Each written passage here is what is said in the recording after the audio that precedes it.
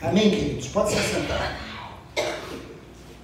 Queria falar um pouquinho sobre com vocês hoje, me tocou bastante para a gente falar sobre uma coisa chamada salvação. E nós entendermos o que significa esse conceito da salvação sobre as nossas vidas. Porque essa é uma palavra que a gente ouve falar muito, ouve bastante sobre ela, e muitas vezes a gente fica só resvalando no comecinho da salvação. E eu queria descer com mais profundidade nela. Nós passamos por tempos muito corridos, por tempos em que nós temos que ter a certeza que Jesus é conosco. E muitas vezes nós precisamos dessa certeza e precisamos manifestar essa fé em nossas vidas. E manifestar a fé é ter a certeza que independente do que aconteça conosco, independente do que nós passamos, independente das coisas que se levantem contra nós, nós sabemos que temos um Deus que luta ao nosso favor. Nós temos um Deus que está ao nosso lado, nós temos um Deus que nos consola, que nos conduz, que nos pega pela mão e que nos leva na direção de onde nós devemos chegar. E é isso que muitas vezes nos traz uma paz, no meio de todas as situações que nós mesmos não entendemos porque temos essa paz. Quantas vezes a gente passa por situações, aqueles que são de Cristo passam por situações que outras pessoas diriam, mas você deveria ter desmoronado nessa situação. E você continua firme, continua em pé, e as pessoas, o que essa pessoa tem de diferente? Nós temos Cristo na nossa vida. Nós temos um Deus, um Senhor, que nos sustenta e nos guarda em todo o tempo. E eu queria, para falar sobre isso essa manhã, eu queria que vocês abrissem em 1 Timóteo. 1 Timóteo 2, versículos 5 e versículo 6. Abram a Bíblia, liguem os tablets, celulares, como vocês quiserem. Hoje é tudo moderno, né, Toninho? Então, 1 Timóteo 2, 5 e 6. Posso ler? A palavra diz assim, eu vou ler na nova tradução da linguagem de hoje, que diz assim: pois existe um só Deus e uma só pessoa que une Deus com os seres humanos, o ser humano Cristo Jesus, que deu a sua vida para que todos fiquem livres dos seus pecados. Esta foi a prova dada no tempo certo, de que Deus quer que todos sejam salvos. Amém? Queridos, quando eu vejo isso, eu vejo que Jesus é o único mediador com Deus. Não existe outro mediador. Além de nos unir com Deus, Ele nos salvou. Salvou do quê? Daqui a pouquinho nós vamos ver do que Ele nos salvou. Mas Ele nos salva principalmente daquilo que nós somos. E nos transforma na presença dEle. Porém, quando eu leio esse versículo, eu vejo um pouco mais nesse versículo, e eu queria que a gente refletisse. Será que nós temos a verdadeira noção do ministério de Cristo? Será que nós verdadeiramente sabemos o que Cristo veio fazer nessa terra? Porque, como eu falei, às vezes Ele veio para me salvar. Mas o que significa salvação? Eu queria que a gente refletisse isso. Eu queria que nós tivéssemos a certeza, tivéssemos a consciência de que sem Cristo nós estaríamos verdadeiramente perdidos. Porque eu vejo muita gente falar em salvação, salvação, mas não vive a salvação. Não vive a essência que o Cristo deixou para nós. E é isso que nessa manhã eu queria que nós refletíssemos. Será que nós verdadeiramente temos noção do que significa morrer para o mundo e viver para Cristo? E deixarmos com que Ele conduza a nossa vida? Porque se nós não tivermos essa noção, se nós não entendermos o que verdadeiramente Cristo fez, nós não vamos entender como Ele nos uniu novamente a Deus. E nós não vamos entender a graça. E aí, existe uma coisa muito ruim na noção, na consciência do ser humano. Vocês já perceberam que qualquer coisa que é de graça, a gente acha que não é bom? Quantas vezes vocês já receberam alguma coisa de graça e vocês falam, mas isso foi de graça, deixa aí do lado que isso foi de graça. Mas com Cristo foi de graça. Nós não merecíamos o que Ele fez por nós. E mesmo assim Ele fez. Foi de graça para nós. Para Deus e para Jesus foi um altíssimo preço. E se nós não entendermos isso, nós não entendemos a grandeza do amor de Deus. Quando Paulo escreve para Timóteo, nesses versículos que nós lemos, ele está mostrando a grandeza desse amor. Ele está dizendo que só existe uma pessoa que nos liga com Deus. E essa pessoa é Cristo. E Ele mesmo, quando Ele vai falar sobre a crucificação dele, ele diz assim: eu me dou, a minha vida ninguém tira, eu a dou voluntariamente. E esse foi o preço ao Alguém teve que morrer para que nós estivéssemos aqui. Para que nós tivéssemos essa paz que excede todo o entendimento, para que nós tivéssemos essa paz que nos momentos de tribulação nos traz conforto, nos traz apoio, nos traz força para resistir. Jesus morreu por nós. Ele precisou passar uma morte de cruz. Ele precisou passar por um sacrifício muito grande. E às vezes a gente ouve falar, mas foi de graça. Foi, porque nós não precisamos fazer nada. A graça foi nossa, não dele, porque o preço dele foi muito alto. Queridos, eu não sei se vocês conseguem entender o que significa esse salvamento que Jesus deu para nós. Porque muitas vezes, que nem eu falei, a gente só resvala na questão do salvamento. Ah, eu fui salvo. Quantas vezes eu já vi pessoas dizendo, ah, eu já sou salvo. Mas salvo do quê? Salvo de quem? Salvo para quê? Porque se você só ficar dizendo que você é salvo, sem refletir o que essa salvação significa, muito provavelmente o teu relacionamento com Deus também é superficial. Porque você fica só na superfície. Ah, já estou salvo mesmo, então tudo bem. Não é assim com a palavra, a gente tem que descer na profundidade da palavra, a gente tem que entender o que a palavra espera de nós, senão nós não seremos transformados. Nós continuaremos vivendo uma mesmice de vida. E não é isso que o Evangelho fala, não é isso que se espera. Aliás, o Evangelho diz que ele é boas novas. Deixa eu perguntar uma coisa para vocês. Para nós é fácil conversar sobre boas novas, né? Quando a gente recebe um presente, quando a gente ganha alguma coisa, quando a gente faz alguma coisa gostosa, quando a gente vai compartilhar com alguém uma situação boa, a gente sabe dar boas novas, a gente sabe dizer boas coisas, não sabe? Se eu perguntar para vocês, vocês saberiam dar uma boa notícia agora? Eu garanto que cada um saberia dar uma boa notícia agora. Então por que nós não olhamos para o Evangelho e fazemos dele ser a boa notícia na nossa vida para os outros? Porque Evangelho significa boas novas. Evangelho no grego quer dizer exatamente isso, as boas novas. E o Evangelho, a Bíblia, ela é a boa nova de Deus para as nossas vidas. Ele é o plano de Deus para as nossas vidas. O Evangelho fala de um amor incomensurável de Deus pelas nossas vidas, um amor sem medida. Um amor que nos restaurou, uma restauração que nunca foi vista. Fala de uma salvação como nunca se realizou na história do homem. E é isso que o Evangelho fala. Paulo sabia disso quando ele escreve a Timóteo. E ele fala exatamente isso. Paulo diz que só uma pessoa poderia nos reunir a Deus novamente. E uma pessoa através de um sacrifício único. E essa pessoa foi Jesus. E Jesus consegue nos unir novamente a Deus. E aí o grande questionamento é, o que nós fazemos com essa reunião que nós temos com Deus? O que nós fazemos com essa religação que Deus nos deu? Como é que nós usamos esse presente, essa boa nova que nós recebemos? E aí eu fiquei fazendo uma reflexão, e fiz uma reflexão pelo que a gente vê no mundo, pelas notícias que a gente lê, pelas grandes manchetes que existem nos jornais. E nós olhamos claramente, eu não sei de vocês, mas quando eu vejo uma pessoa que não tem Cristo, o que eu vejo, e é só olhar no mundo hoje em dia, a gente vê pessoas andando em círculo. Pessoas que não sabem para onde vão. Pessoas que uma hora querem uma coisa, outra hora querem outra coisa. São indecisas. Pessoas que não conseguem ter uma forma de opinião definida. Porque uma hora pensa de um jeito, se vem alguém que parece ser mais forte e convence eles passam a pensar de outro jeito. Não tem posição. Não consegue ter uma definição. Vocês perceberam como isso no mundo permeia? Parece que nós estamos num mundo de pessoas sem opinião. Quantas pessoas vocês conhecem que chegam para vocês e dizem, eu estou com medo do futuro? O cristão não tem medo do futuro. Porque ele sabe exatamente para onde ele vai. Ele sabe exatamente quem dirige a vida dele. Amém. Ele sabe exatamente o que a palavra diz de promessas sobre as nossas vidas. Ele conhece exatamente aquele texto que diz, e eu estarei contigo até o final dos tempos. Glória a Deus. Nunca te deixarei e nunca te abandonarei. Nós não temos medo.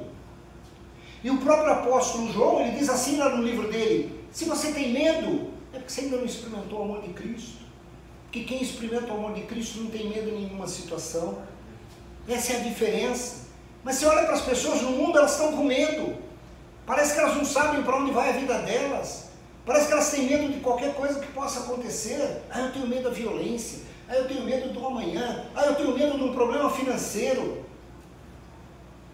Nós podemos ter as nossas vontades.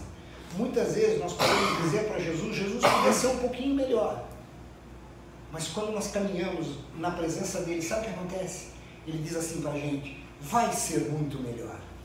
Só ande na minha frente, que vai ser muito melhor. Essa é a certeza que nós temos. Eu vejo pessoas no mundo que têm um tremendo potencial de fazer boas coisas, parece que o potencial não se desenvolve. E quando se desenvolve, parece aquele rojão xoxo. Ele sobe, sobe, sobe e de repente ele cai. Pessoas que têm Cristo sobem. Pessoas que têm Cristo se desenvolvem. Pessoas que têm Cristo são vitoriosas.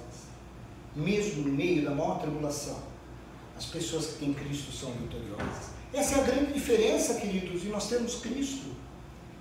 Essa é a grande diferença que nós temos quando nós possuímos a verdadeira alegria de ter o Senhor nas nossas vidas. Queridos, outra coisa que eu vejo, pessoas perdidas no mundo que dizem assim, não, mas quando a gente vai falar das boas novas de Cristo, às vezes isso acontece. Não vem falar de Jesus, porque eu sei que todos os caminhos levam a Deus. Queridos, como essa mentira pega. Como isso é uma mentira perversa que o inimigo plantou dentro do mundo. Porque se vocês pegarem a palavra, se vocês lerem o livro de Apocalipse, vocês vão ver que esta palavra é verdadeira. Porque o diabo, que é chamado do nosso grande inimigo por Jesus, e o próprio Jesus diz que ele só veio para matar, roubar e mentir. Ele é um grande mentiroso, mas ele ilude às vezes na verdade. Porque quando ele pôs na cabeça do mundo que todos os caminhos levarão a Deus, Apocalipse diz isso. Todos os caminhos nos levarão a Deus. Um dia, todos nós estaremos na presença de Deus. Depois vocês leiam o Apocalipse. Só que a palavra diz assim, quando todos estiverem na presença de Deus, alguns entrarão pela direita e outros entrarão pela esquerda. E os que entrarão pela esquerda serão julgados para a vida eterna, serão julgados. E os que entrarem pela direita ouvirão Jesus abrindo a porta e dizendo, venham e experimentem o descanso de meu Pai. Sabe qual a grande diferença, queridos? É que quem tem Jesus vai entrar pela direita, quem não tem vai entrar pela esquerda. Porque o único caminho que nos leva verdadeiramente à presença de Deus é Jesus. Não existe outro caminho. E se o mundo fica procurando caminhos para ir à presença de Deus, vai achar, porque a palavra é verdadeira.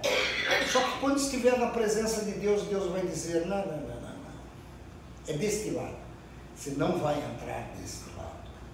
A decisão é nossa, queridos, nós podemos acreditar numa coisa ou na outra. Mas eu brinco muito e digo o seguinte, cuidado, porque como estatístico, a gente sabe que tem 50% de estar certo ou estar errado. E estatisticamente 50% é uma probabilidade muito grande. Eu não arriscaria minha vida na realidade com uma probabilidade tão alta dessa. A Bíblia é cheia de história de pessoas que buscaram a Deus, que tiveram suas vidas transformadas, que entenderam essas boas novas, que entenderam o que é essa boa nova de Deus e lutaram por essa boa nova. Porque, queridos, o próprio Jesus disse, a salvação, a presença de Deus se conquista com muita luta.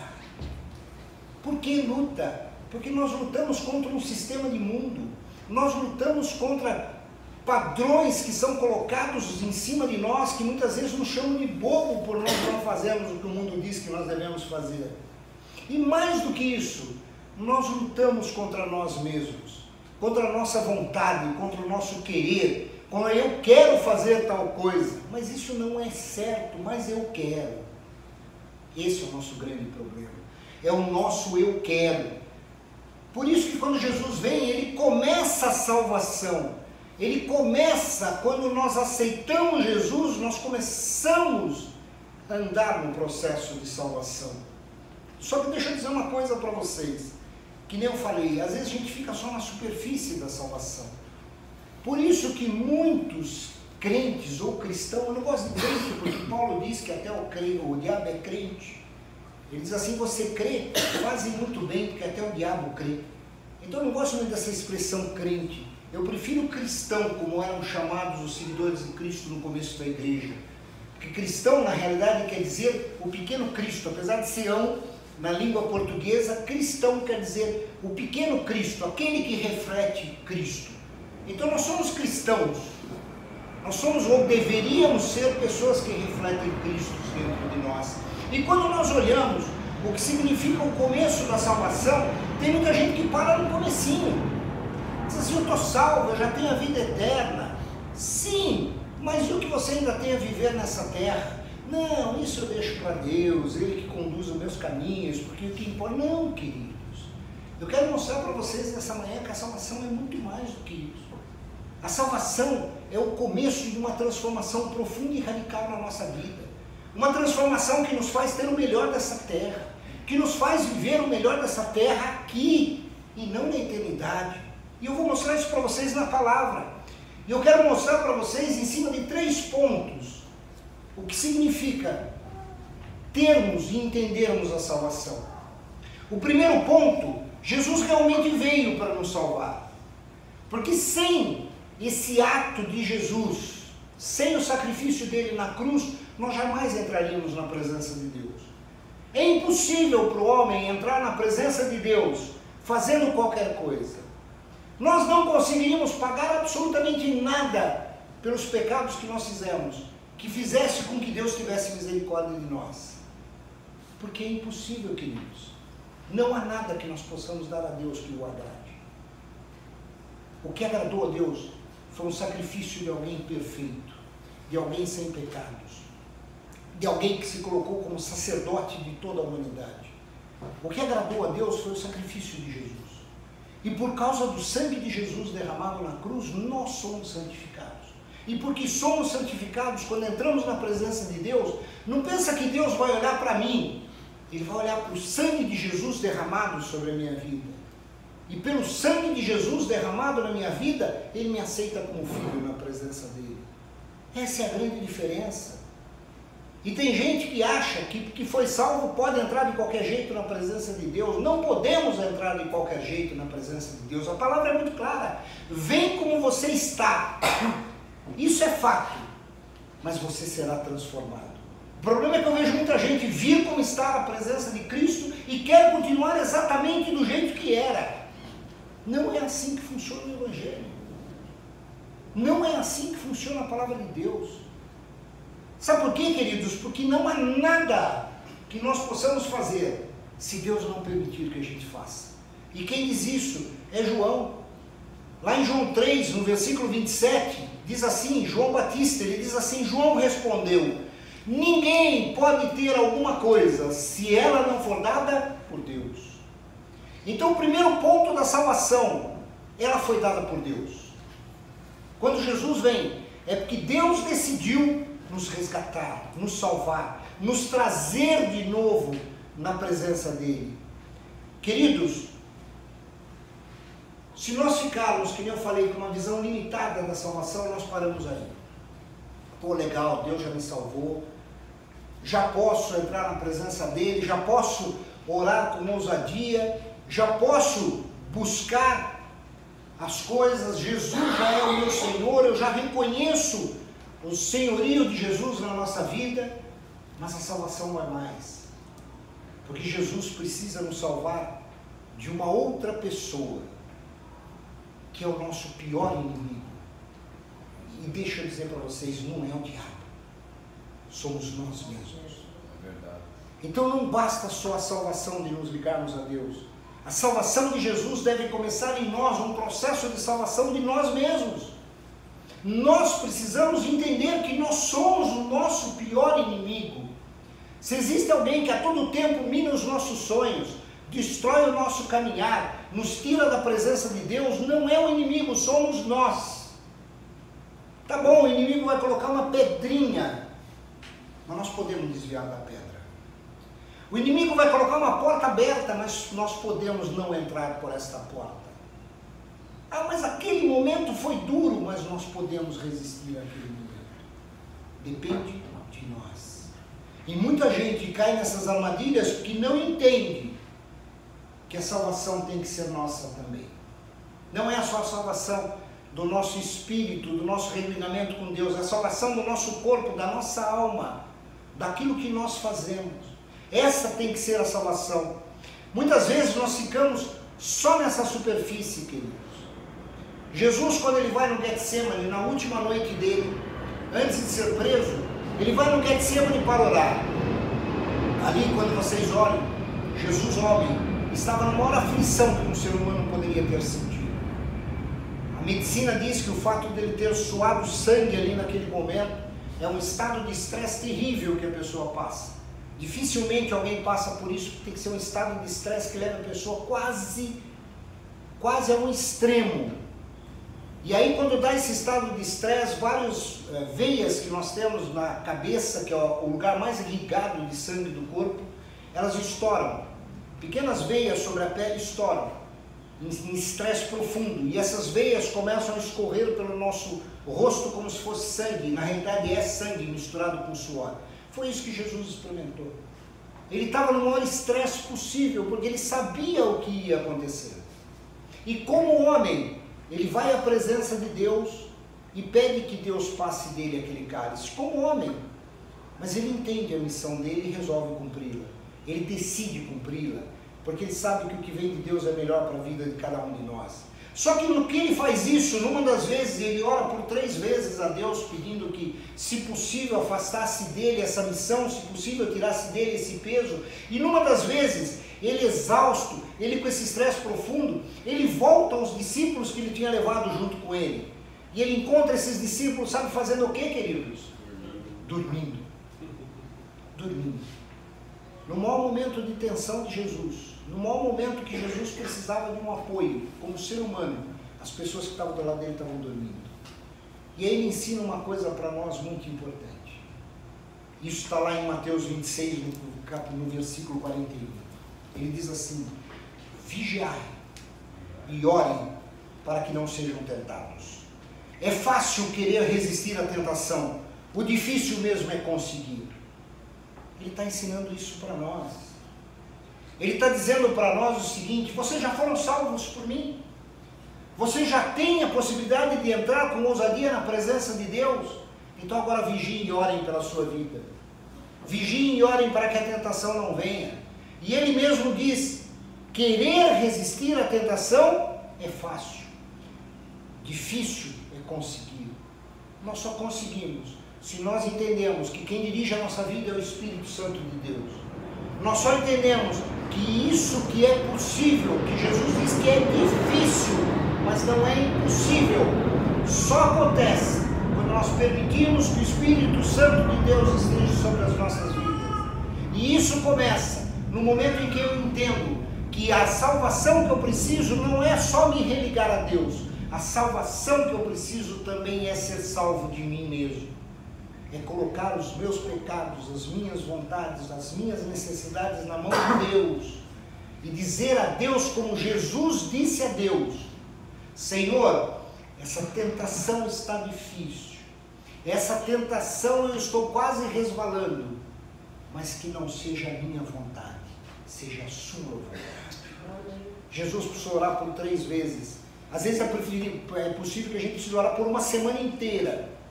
Mas se nós confiarmos em Deus e soubermos o que Jesus fez naquela cruz por nós, nós seremos livres dessa tentação e não cairemos no pecado. Por isso que Jesus disse: vigia e ora. Queridos, nós precisamos lutar para mudar. Nós precisamos lutar porque nós já temos em Jesus o poder necessário para ser transformado. Mas nós precisamos exercer este poder. Jesus já deu esse poder.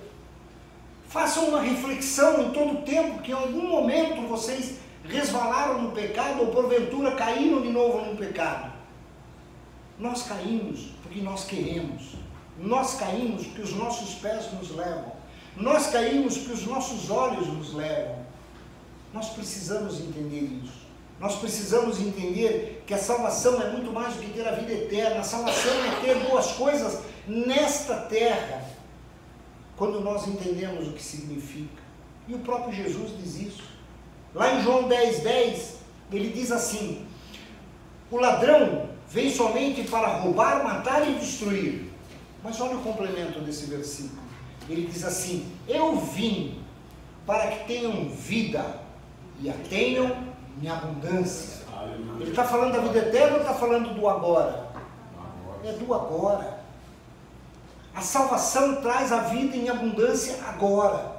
Desde que eu entenda que ela tem que ser sobre a minha vida completa, não só sobre o meu religamento com Deus. Nós precisamos entender isso, queridos. A salvação é muito mais do que a certeza da vida eterna. A salvação é a certeza que Jesus estará conosco o tempo todo. E é Ele que vai conduzir os nossos caminhos. E se nós precisarmos de apoio, Ele vai nos apoiar. E se nós precisarmos ser carregados no colo, Ele vai nos carregar no colo. Essa é a essência da salvação. É isso que eu queria que vocês refletissem essa manhã. Um segundo ponto que eu vejo na salvação e que muitas vezes a gente também não dá muita importância, porque resvala muito rapidamente, é na questão do resgate. Porque uma coisa é a salvação, outra coisa diz que nós fomos resgatados. Queridos, a salvação é o começo, e depois há o resgate que Jesus fez por nós. Esse resgate que Jesus fez por nós, muitos entendem que é simplesmente o religar com Deus. Uma vez resgatado, uma vez salvo, nós podemos agora entrar com ousadia na presença de Deus. Sim, é isso, mas não é tudo.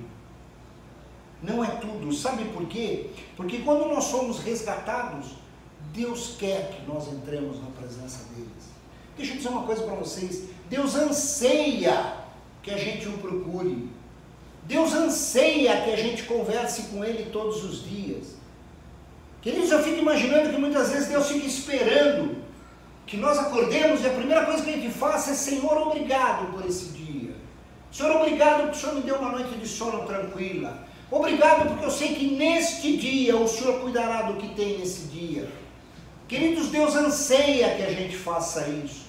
E sabe o que me garante que Deus anseia que isso aconteça? Está lá em Isaías 1, do versículo 18 ao 19, diz assim: o Senhor diz: venham, pois, e vamos discutir a questão. Ainda que os pecados de vocês sejam como escarlate, eles se tornarão brancos como a neve. Ainda que sejam vermelhos como o carmesim, eles se tornarão como a lã. Se estiverem dispostos a me ouvir, vocês comerão o melhor desta terra. Deus está ansioso para que a gente ouça Ele.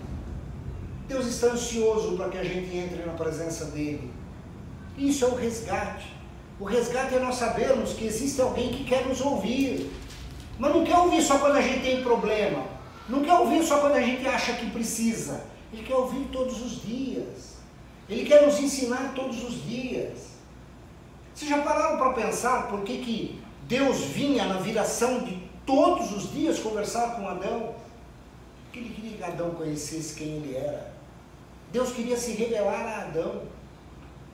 Deus queria que Adão tivesse a verdade, a luz, a plenitude de quem é Deus, de como Ele conduz tudo, de como Ele fez tudo. E assim como Ele ansiava em fazer isso com Adão, Ele anseia em fazer conosco. Se nós entrarmos na presença de Deus, Ele conversará conosco. Mas o primeiro passo é nosso. O primeiro passo tem que ser nosso. A palavra diz: buscai o Senhor enquanto pode achar. Vai ter um dia que vai ser difícil encontrá-los, queridos. A palavra diz isso, não sou eu que estou dizendo. Tem muita gente que hoje está dentro da igreja, que vai chegar um dia que vai ser difícil encontrar Jesus.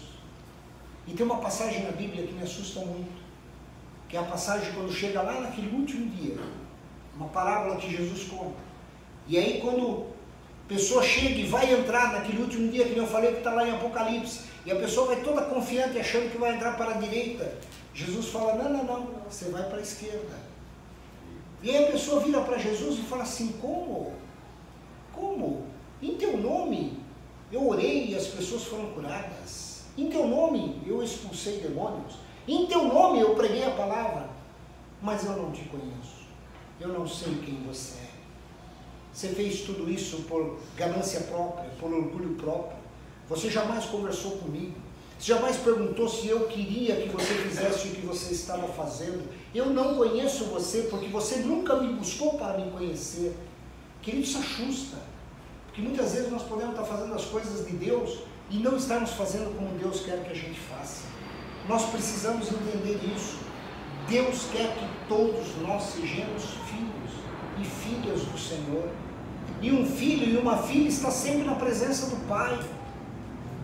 Queridos, quando nós falamos desse resgate, esse resgate não é só em relação a Deus, é resgate em relação ao que nós perdemos.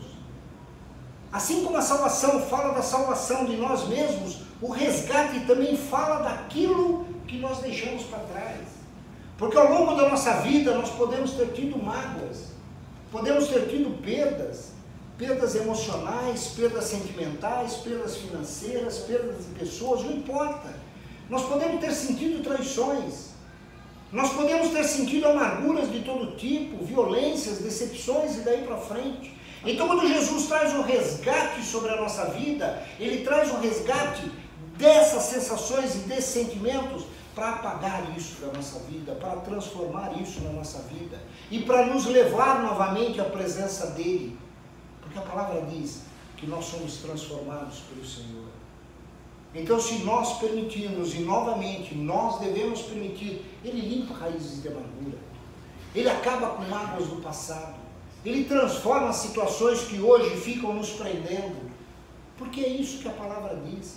A transformação tem que ser completa, queridos. E aí, quando nós entendemos que o resgate também é o resgate da nossa vida, naquilo que ela deveria ser, naquilo que Deus tinha planejado para nós, e Ele nos coloca nesse caminho de novo, nós começamos a sentir a plenitude da vida. Nós começamos a sentir a plenitude do Senhor sobre nós. Porque agora nós estamos salvos de nós mesmos, e nós somos resgatados naquilo que nós perdemos. Porque, que nem eu falei, o amanhã tem coisa muito melhor para quem está em Cristo. O amanhã é um novo dia, é um novo caminho, é um novo tempo, é um novo momento. Eu às vezes olho para o que Cristo faz por nós e eu falo o seguinte: puxa, mas Ele é bom demais. Ele é bom demais. Sabe por quê?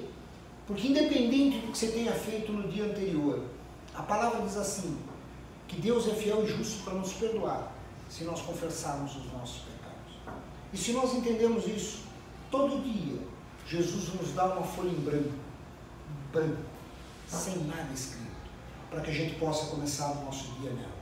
E nós é que decidimos o que nós escrevemos nela. Ou nós escrevemos as coisas que são de Deus, e os princípios e valores que são de Deus, ou nós escrevemos o que nós quisermos. Mas Deus nos dá essa oportunidade de todo o tempo. Por quê? Porque Ele é Deus. Essa é a confiança que Ele dá em nós. E em cima dessa confiança, nós sabemos que nós jamais seremos destruídos. E o próprio Paulo diz isso.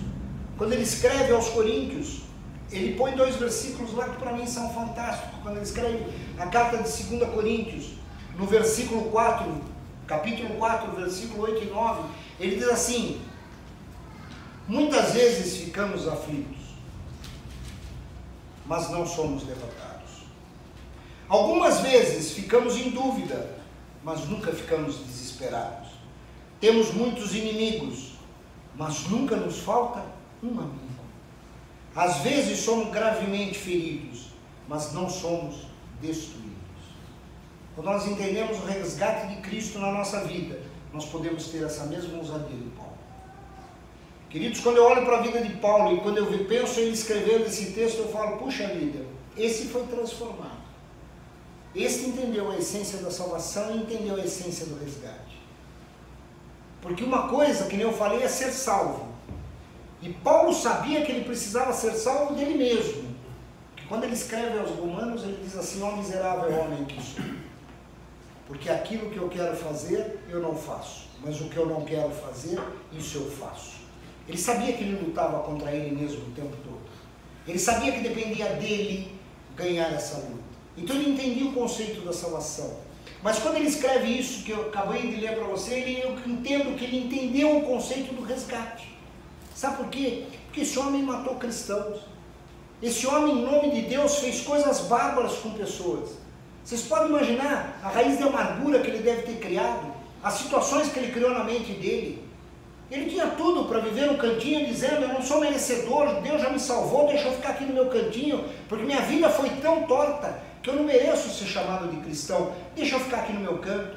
Pelo contrário, ele disse o seguinte, ele não só me salvou, como ele me resgatou. E como ele me resgatou, eu posso com ousadia falar da palavra dele, dizer para os outros que esse é um Deus que não só nos salva de nós mesmos, mas resgata tudo que estava errado na minha vida e faz tudo novo na minha vida.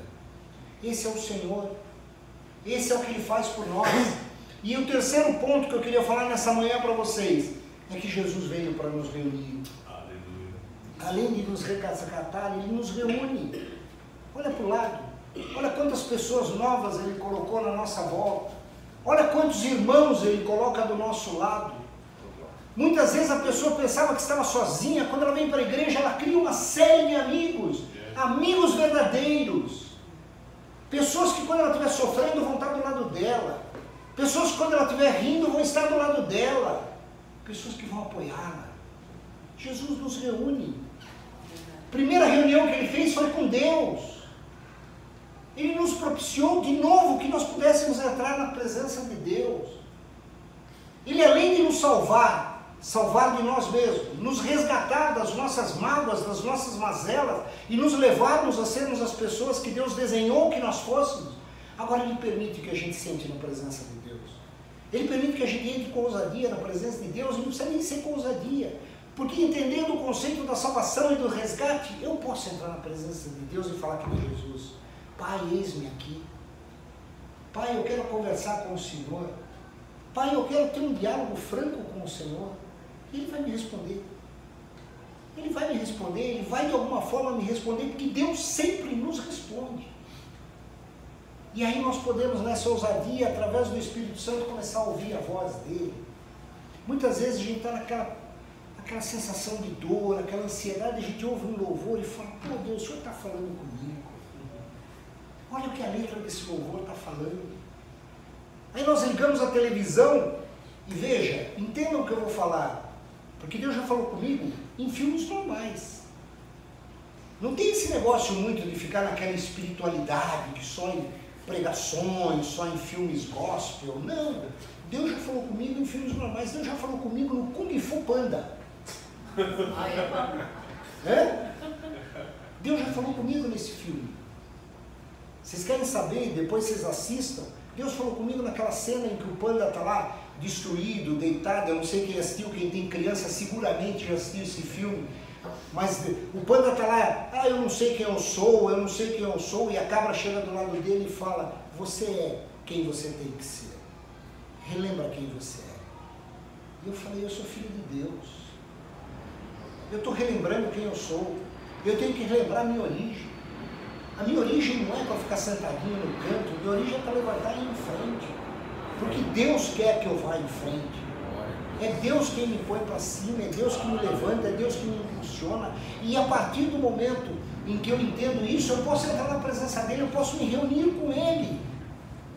Agora, queridos, a maior dor que eu vejo é que tem muitas pessoas que a gente vai falar disso e diz assim, não, você não sabe o que eu fiz.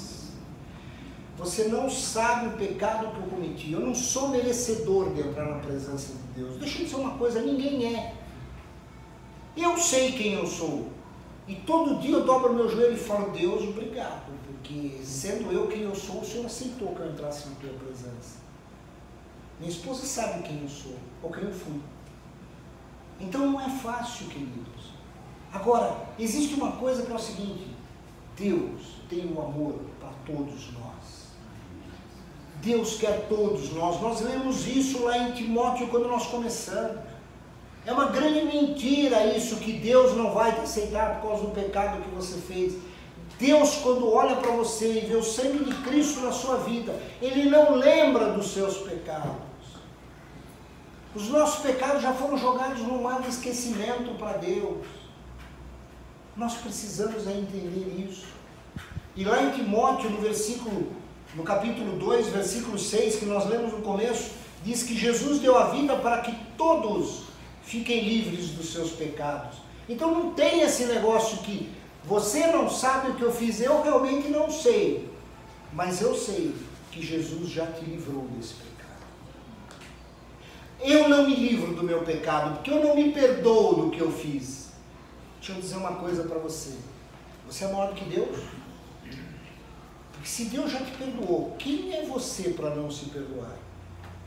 Deus já te perdoou. Ele já permitiu que teu pecado seja esquecido. Então você tem que se perdoar, porque Jesus morreu na cruz pelo seu perdão. Morreu na cruz para que você não ficasse carregando esse peso.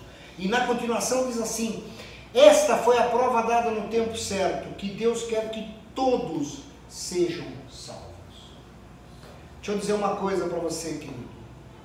Deus está louco para ter um encontro com os seus filhos. Deus está louco para poder nos resgatar e nos tratar como filhos. E a porta está aberta. Nós podemos entrar na presença dele. Nós somos meninas dos olhos de Deus. Queridos, a gente deveria o tempo todo estar conversando com o Pai. Nós estamos com uma vontade, nós estamos com uma necessidade, nós estamos... Conversa com Deus. Eu estou com uma tentação rodando sobre mim, conversa com Deus. Jesus disse, ora e vigia. Não é impossível resistir à tentação. Ela é dura, ela é pesada, mas com o Espírito Santo e com a direção de Deus, nós resistimos. Depende de nós.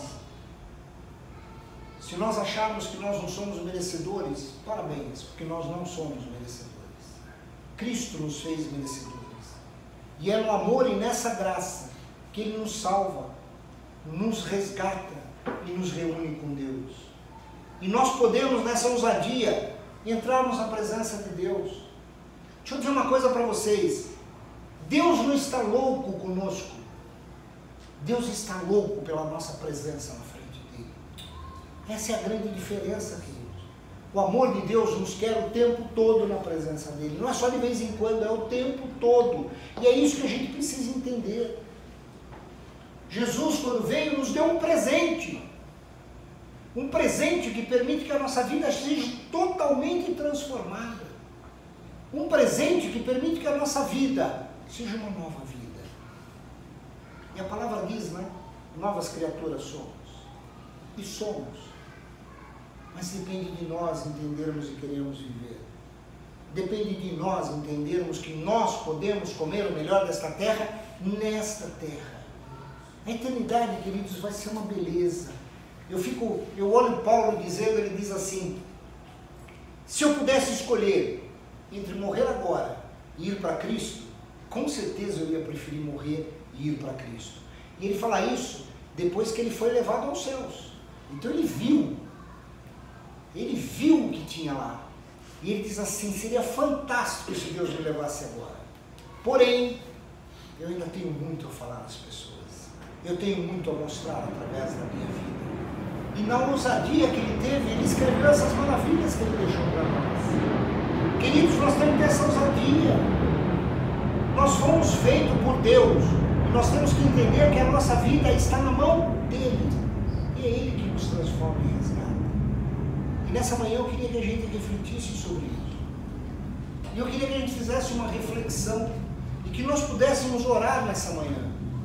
Para que se você, assim como eu, ao preparar essa palavra, você não entendeu o que significa a completude desse presente que Jesus nos deu, que nessa manhã você se colocasse na presença dele e dissesse, Senhor, me perdoa, eu nunca entendi. Eu sempre achava que era uma coisa meio etérea, que a salvação ia me levar para o céu, mas que eu ia continuar, muitas vezes, sendo coitadinho aqui na terra. Eu não entendi que o Senhor também veio para tirar toda a raiz de amargura que tem no meu coração, toda a mágoa que eu sinto, me transformar, me resgatar, me restaurar naquilo que o Senhor queria que eu fosse. Puxa, eu não consegui entender que eu posso, com ousadia, sentar na frente de Deus e dizer, Deus, meu Pai, eu preciso do Senhor. Não sentar para um Deus que muitas vezes a gente ora tão distante, né? Ó poderoso e incomensurável Deus, que está nas alturas sobre as nuvens e me olha lá de cima. Querido, se eu faço uma oração dessa, inconscientemente eu estou dizendo, o Senhor está tão longe de mim, que se o Senhor puder, olha para mim. Quando Jesus diz o seguinte, Abba, Pai, não sabe, essa é uma expressão judaica, que só crianças de 5, 6 anos usam, porque é um tratamento muito carinhoso do pai. Sabe aquele tratamento que criança pequena dá para o pai? Sem pudor, sem pensar quem está do lado, sem se preocupar se alguém está julgando ou não. É essa expressão. Ele está dizendo o seguinte: papaizinho querido, papaizinho meu amor, papaizinho eu preciso do Senhor. E sabe o que acontece quando alguma criança fala Abba para um pai judeu? Ele para tudo o que ele está fazendo e corre na direção da criança. É da cultura dele. Quando uma criança usa essa expressão, ele está dizendo: pai, eu preciso de você agora. Não dá para esperar o senhor terminar de comer, não dá para o senhor esperar terminar de ler, não dá para o senhor esperar de ver a notícia, eu preciso do senhor agora. E quando Jesus ensina, e os fariseus ficaram escandalizados, quando Jesus ensina a chamar Deus de Abba, Jesus estava dizendo: quando você orar de coração, entendendo que Ele é um Pai que está do seu lado, que Ele é um Pai que põe a mão no teu ombro, que Ele é um Pai que te conduz, e você olhar para Ele e falar assim: Abba, Ele vai parar tudo o que Ele vai fazer para vir do teu lado, para ouvir a tua oração, para ouvir a tua voz. Eu queria que a gente orasse nessa manhã. Podemos orar?